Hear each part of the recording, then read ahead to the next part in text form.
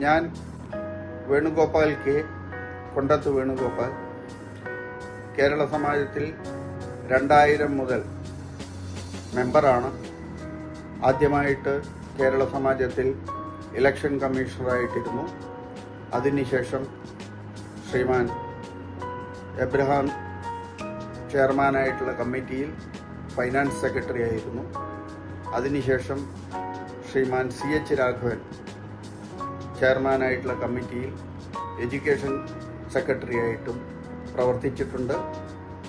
ഈ കഴിഞ്ഞ കമ്മിറ്റിയിൽ എഡ്യൂക്കേഷൻ സെക്രട്ടറിയായി 1 വർഷം വർക്ക് ചെയ്തതിന് ശേഷം അതിൽ നിന്ന് റിസൈൻ ചെയ്ത് മാറി നിൽക്കുകയായിരുന്നു. അതിനുണ്ടായ കാരണങ്ങൾ എന്താണെന്ന് ഞാനൊരു പൊതുയോഗം വിളിച്ചുകൂട്ടി എല്ലാവരെയും അറിയിച്ച കാര്യമാണ്. വീണ്ടും ഞാൻ ഈ ഇലക്ഷനിൽ ജനപക്ഷം ഹൃദയപക്ഷത്തിൻ്റെ പാനലിൽ ജനറൽ സെക്രട്ടറിയായിട്ട് മത്സരിക്കുന്നു.